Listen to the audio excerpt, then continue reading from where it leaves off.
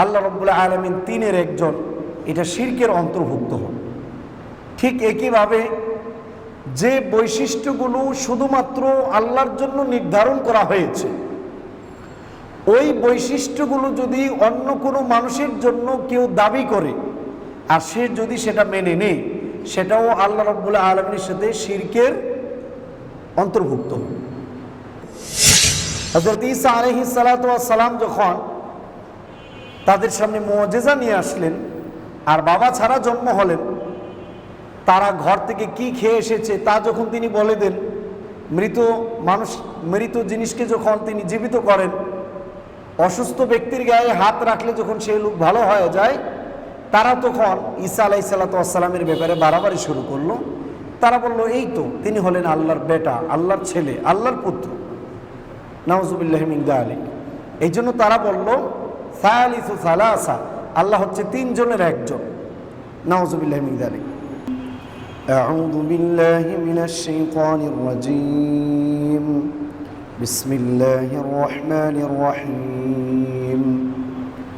لقد كفر الذين قالوا إن الله هو المسيح ابن مريم وقال المسيح يا بني إسرائيل اعبدوا الله ربي وربكم إنه من يشرك بالله فقد حرم الله عليه الجنة ومأواه النار وما للظالمين من أنصار لقد كفر الذين قالوا إن الله ثالث ثلاثة وما من إله إلا إله واحد وإن لم ينتهوا عما يقولون ليمسن الذين كفروا منهم عذاب أليم أفلا يتوبون إلى الله ويستغفرونه والله غفور رحيم اللهم صل على محمد النبي الأمي وعلى آله وسلم تسليما। উপস্থিত সম্মানিত ও শ্রদ্ধেয় মুসল্লিনে কেরাম, মহান আল্লাহ রাব্বুল আলামিনের দরবারে লাখো কোটি শুকরিয়া। রমাদানুল মুবারকের কিছুদিন আগ থেকে নিয়ে রমাদানুল মুবারকের পর পর্যন্ত আমাদের কোরআনুল কারীমের তাফসিরের একটি গ্যাপ যাওয়ার পর আবার পুনরায় আমরা কোরআনুল কারীমের তাফসির শ্রবণের জন্য বসতে পেরেছি। সেই জন্য আমরা সকলেই শুকরিয়া আদায় করে বলি আলহামদুলিল্লাহ। গত সপ্তাহ মনে করেছিলাম তাফসির করব, কিন্তু আমার অসুস্থতার কারণে করা হয় নাই। যাই হোক, এটা আল্লাহর শুকরিয়া যে সুস্থ থাকা এবং সুযোগ পাওয়া ইবাদতে।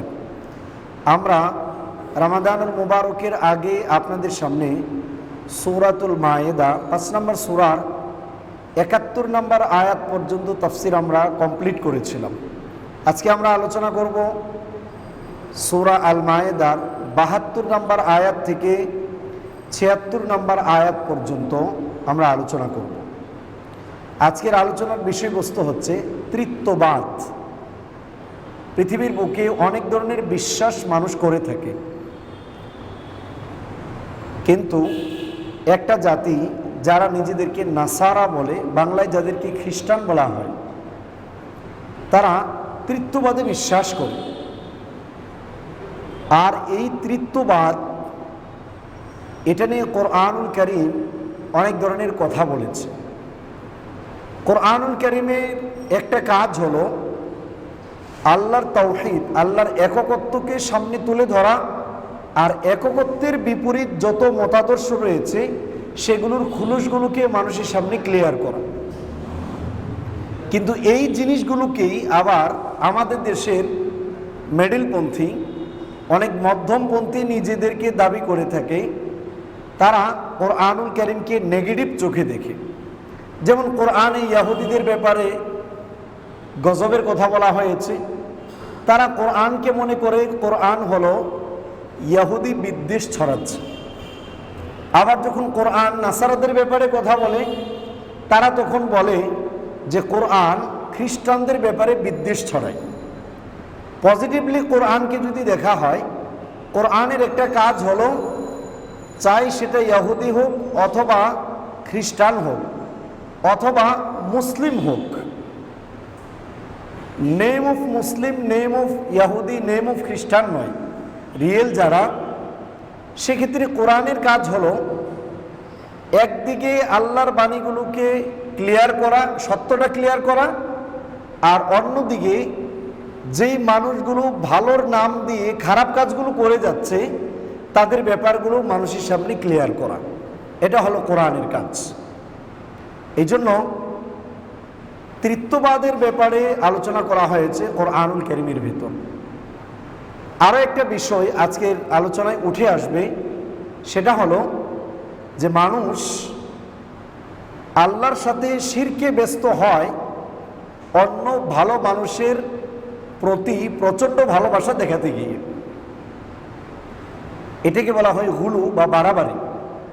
বাড়াবাড়ি করতে গিয়ে মানুষ অনেক ক্ষেত্রে মারাত্মক ধরনের পাপে ব্যস্ত হয়েছে। এই জন্য শরিয়া একটা বিষয় ক্লিয়ার করেছে, যার মান যেই জায়গায় তাকে সেই জায়গায় রাখা চাই। যদি তার থেকে চুল পরিমাণ এদিক সেদিক করা হয় তাহলে ব্যাপারটা হলো এমন, যেমন সূর্যকে আল্লাহ রাব্বুল আলামিন যেই জায়গায় বর্তমান রেখেছেন, যদি তার বর্তমান জায়গার চাইতে কয়েক সেলসিয়াস ডিগ্রি নিচে রাখতেন তাহলে এই পৃথিবীগুলো জলে পুড়ে ভস্ম হয়ে যেত।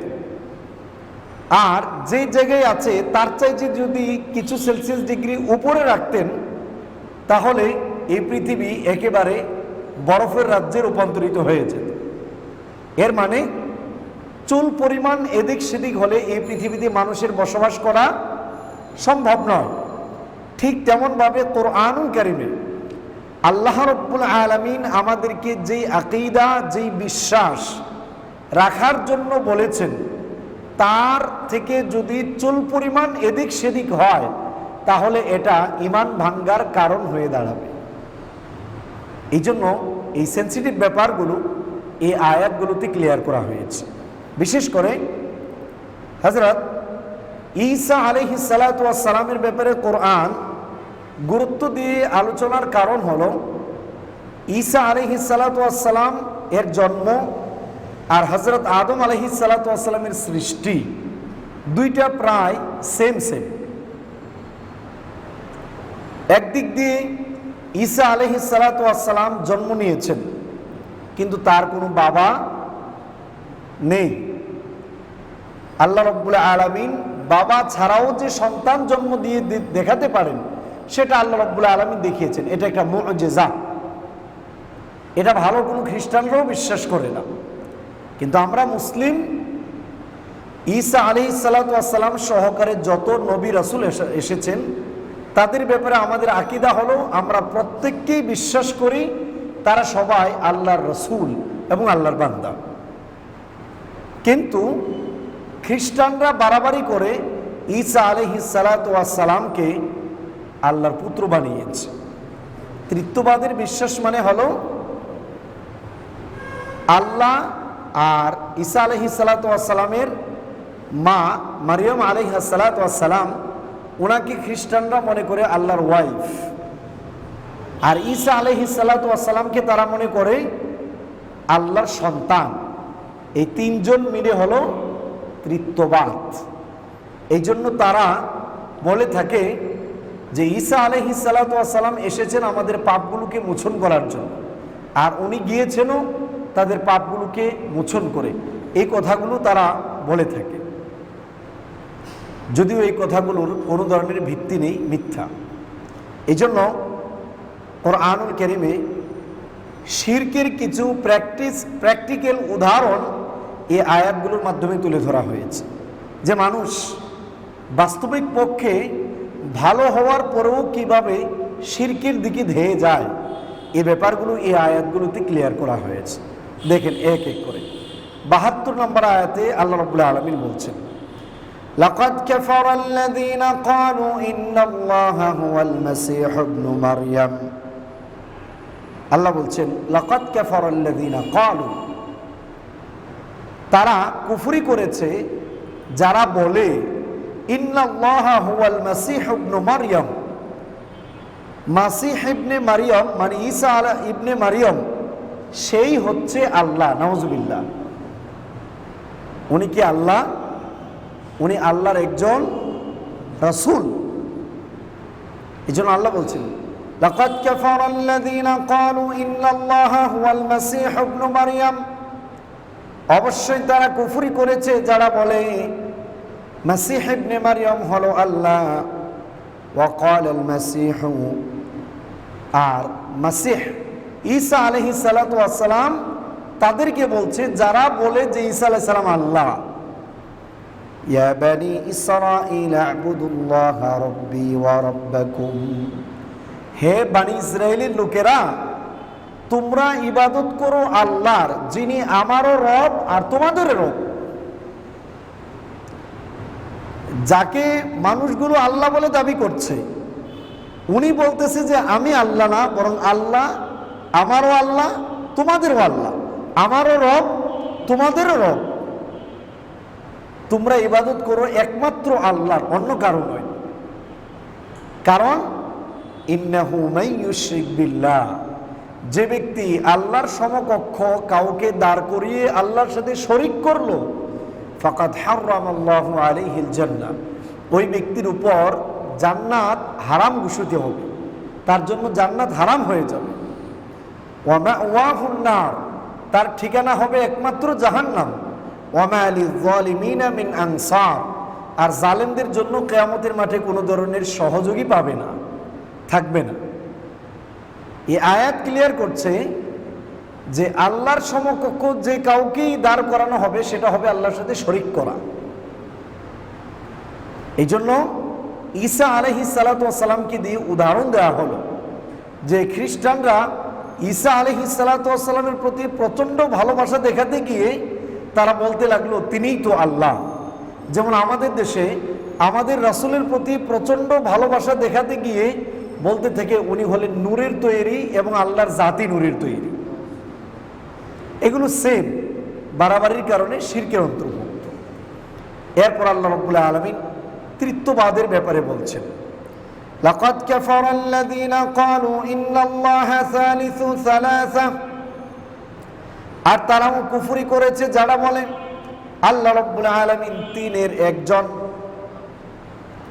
ওয়া মা মিন ইলাহিন ইল্লা ইলাহুন ওয়াহিদ, আর তোমাদের ইলাহ মাত্র একজন। ওয়া ইন লাম ইয়ানতাহু আম্মা ইয়াকুলুনা লা ইয়ামাসান্নাল্লাযীনা কাফারু মিনহুম আযাবুন আলীম।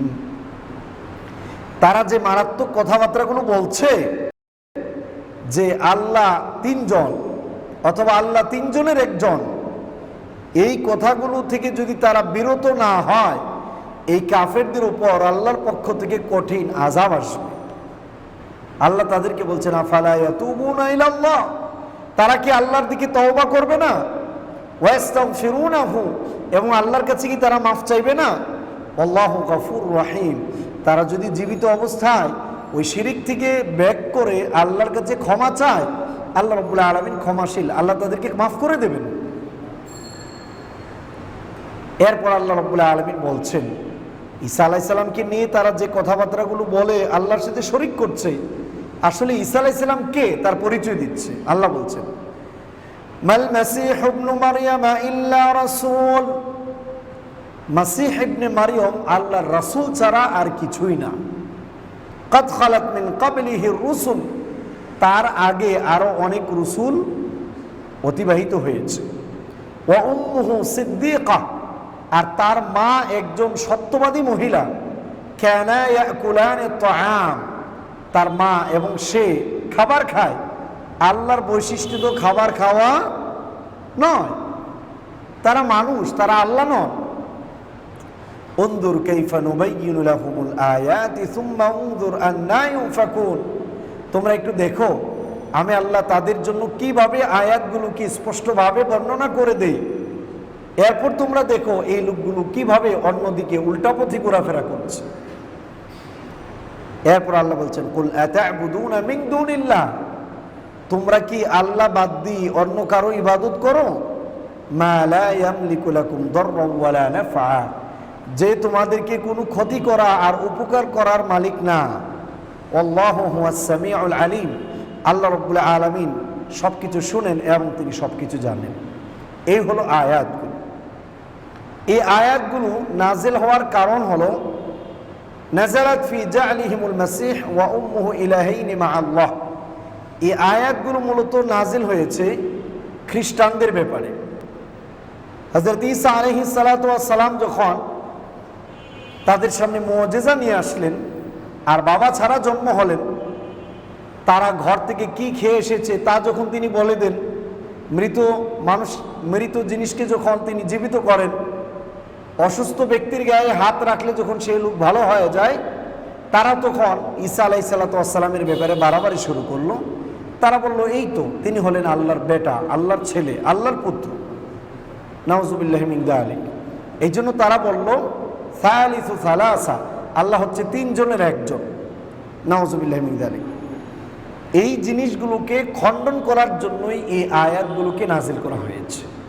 এই জন্য যে কেউ এই জাতীয় আকীদা বিশ্বাস পোষণ করবে যে আল্লাহ রাব্বুল আলামিন তিনের একজন, এটা শিরকের অন্তর্ভুক্ত হবে।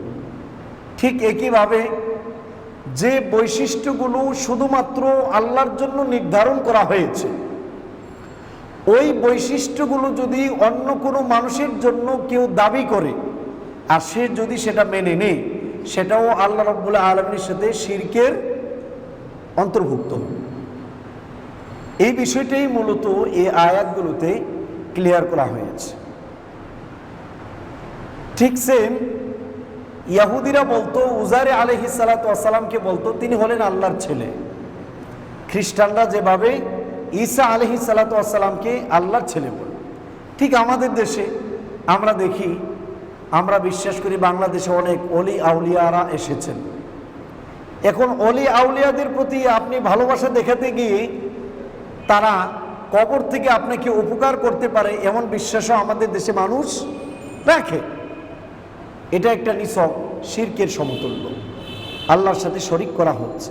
কারণ কবর থেকে কোনো মানুষ অন্য কোনো মানুষকে উপকার করতে পারে না, অথচ তারা মনে করে সে ভালো মানুষ ছিল, সে ভালো মানুষে যেহেতু মারা গিয়েছে, কবরে যাওয়ার পরেও সে আমাদেরকে উপকার করতে পারে। এভাবে আমাদের দেশে মানুষ অলি আউলিয়াদের প্রতি ভালোবাসা দেখাতে গিয়ে শিরিক করছে। শুধু তাই নয়, কোনো ব্যক্তি ওনাকে কেউ আল্লাহর ওয়ালি মনে করত, হয়তো সে পশ্চিম দিকে সিজদা না দিয়ে পূর্ব দিকে সিজদা দিত, তার দেখা দেখি পরবর্তী লোকগুলো পূর্ব দিকেই সিজদা দিচ্ছে। তিনি হয়তো বাদ্যযন্ত্র বাজিয়েছেন, তার দেখা দেখি অন্যরাও বাদ্যযন্ত্রই বাজাচ্ছে, যেগুলো ইসলামে হারাম। ঠিক এইভাবে আমাদের দেশে ভালো মানুষগুলোকে নিয়ে বাড়াবাড়ি করে শিরকে ব্যস্ত হচ্ছে। ঠিক সেম নেতৃবৃন্দদের ক্ষেত্রে একই অবস্থা। শ্রদ্ধা জানাতে গিয়ে মনে করেন কোরআনুল কারীমের জাতির পিতা বলা হয়েছে ইব্রাহিম আলাইহিস সালামকে, আপনি আর আমি নাম দিয়ে দিলাম যে শেখ মুজিবুর রহমান হলো জাতির পিতা, মুসলিম জাতির পিতা। যদিও এতটুকু বলে না, তবে বলতে বেশি দেরি থাকবে না। এটা হলো বাড়াবাড়ি, এক্সাম্পল বলছি। ঠিক সেম মনে করেন এলাকায় কোনো ভালো মানুষ আছে, এখন ওই ভালো মানুষের প্রতি আপনার এতই ভালোবাসা যে এই লোক যখন যা ইচ্ছা আল্লাহর কাছ থেকে নিয়ে আসতে পারে। আমরা যখন মাদ্রাসায় পড়তাম তখন আমাদের কিছু শিক্ষকগণ ভুল কিছু আকীদা আমাদের সামনে বলতেন। এটা হলো, যেমন বলতেন যে এই পৃথিবীটাকে রক্ষা করার জন্য আল্লাহ রাব্বুল আলামিন কতগুলো কুতুব আকতাব দিয়েছেন, যাদের কাজ হলো এই পৃথিবীকে রক্ষা করা। ওনারা কুতুব আকতাবদের একটা স্তর বর্ণনা করতেন যে ওনারা হলো আল্লাহর অনেক বড় মাপের ওলি, ওনাদের কারণে পৃথিবীগুলো রক্ষা থাকে। এটা একটা বাতেল আকীদা, শিরকি আকীদা। এগুলো আমাদেরকে ভুল শেখানো হয়েছিল। ঠিক সেম দেখেন এই ধারাবাহিকতায় এই বিষয়গুলো চলে আসে। এই জন্য হযরত ঈসা আলাইহিস সালাতু ওয়াস সালাম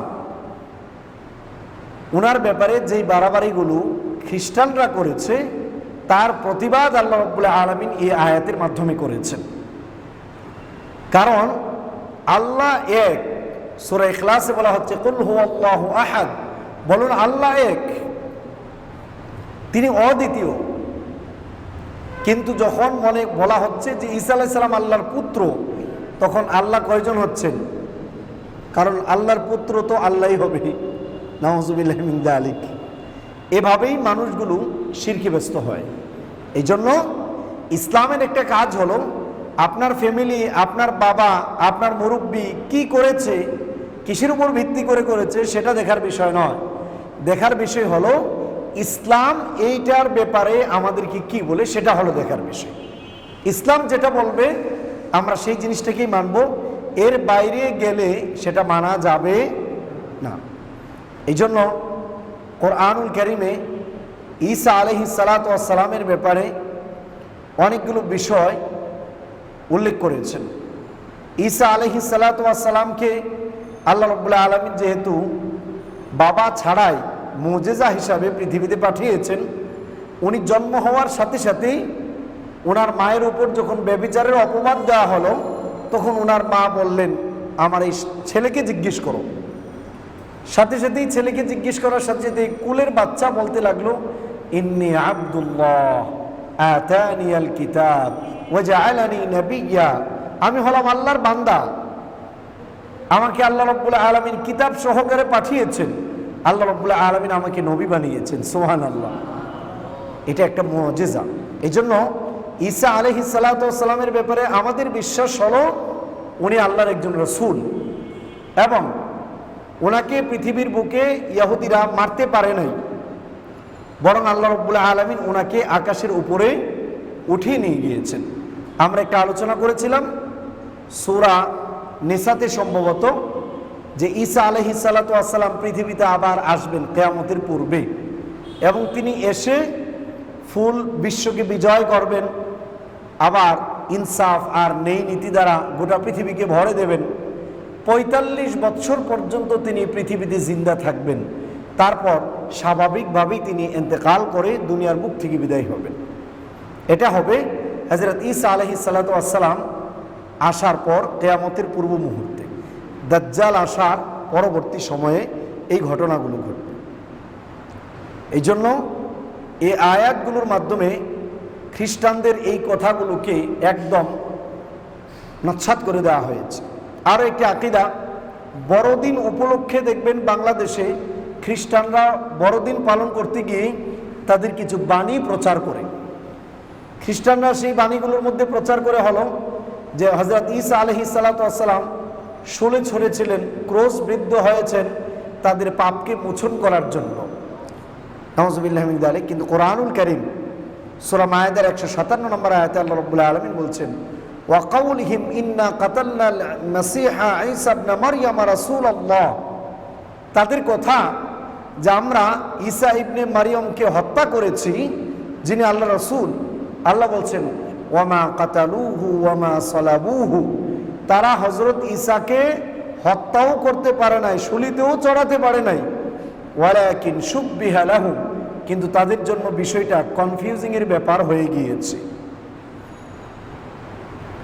এই জন্য এই আয়াত ক্লিয়ার করছে যে মূলত আল্লাহ রাব্বুল আলামিন বাল রাফাআহুল্লাহু ইলাইহি, হযরত ঈসা আলাইহিস সালাতু ওয়াস সালামকে জীবিত অবস্থায় এই পৃথিবীর বুক থেকে আল্লাহর কাছে নিয়ে গিয়েছেন, আবার তিনি কিয়ামতের পূর্ব মুহূর্তে এই দুনিয়াতে পাঠাবেন। এটা হবে আমাদের আকীদা। আর এই তৃত্ববাদের বিশ্বাস এর সাথে সম্পৃক্ত হয় বাংলাদেশে আমাদের একদল লোক মুসলিম বাট বিশ্বাস করে আল্লাহর রাসূলকে নূর দ্বারা তৈরি করা হয়েছে, এবং সেই নূর হলো আল্লাহর জাতি নূর, মানে আল্লাহর জিসিম থেকে তৈরি। এটাও আল্লাহর অংশ, এই তৃত্ববাদের বিশ্বাসের মতোই। এগুলো শিরকের অন্তর্ভুক্ত। এই জন্য আমাদের বিশ্বাসটা একদম ক্লিয়ার রাখতে হবে। আল্লাহ রাব্বুল আলামিন আমাদের সকলকেই প্রত্যেক নবীদের ব্যাপারে নিট অ্যান্ড ক্লিন বিশ্বাস রাখার তৌফিক দান করুন। কারণ আকীদা এমন এক জিনিস, যদি আকীদা পরিশুদ্ধ না হয় আমরা জান্নাতে যেতে পারবো না। আর জান্নাতে যেতে হলে অবশ্যই আমাদের আকীদাগুলোকে পরিশুদ্ধ করা লাগবে। এই জন্য আজকের আয়াতগুলোতে একদম ক্লিয়ার করা হয়েছে যে শিরক এমন একটা পাপ, যেই পাপ করে কোনো ব্যক্তি মারা গেলে তার জন্য জান্নাত হারাম। এই জন্য শিরিক থেকে বেঁচে থাকতে হবে। শিরিক মানুষ কিভাবে করে? ব্যক্তিদেরকে দিয়ে। আল্লাহ রাব্বুল আলামিন একজনের উদাহরণ দিয়ে দেখালেন। হযরত ঈসা আলাইহিস সালাতু ওয়াস সালাম একজন নবী, তার ব্যাপারে বাড়াবাড়ি করতে গিয়ে তাকে আল্লাহর পুত্র বানিয়েছে মানুষ। ঠিক সেম কোনো ভালো মানুষ, কোনো ভালো নেতা, তার অবস্থান পর্যন্ত আমরা থেকে সম্মান শ্রদ্ধা জানাবো, কিন্তু সম্মান শ্রদ্ধা করতে গিয়ে এত বাড়াবাড়ি করব না যেটা শরিয়া যতটুকু সুযোগ দিয়েছে তার বাহিরে যাওয়া যাবে। যখনই বাহিরে যাবে তখন সেটা শিরকের অন্তর্ভুক্ত হয়ে যাবে। আল্লাহ রাব্বুল আলামিন আমাদের সকলকেই সকল প্রকার শিরিকগুলো থেকে বেঁচে থাকার তৌফিক দান করুন। সুবহানাকাল্লাহুম্মা ওয়া বিহামদিকা আশহাদু আল্লা ইলাহা ইল্লা আনতা আস্তাগফিরুকা ওয়া আতুবু ইলাইক।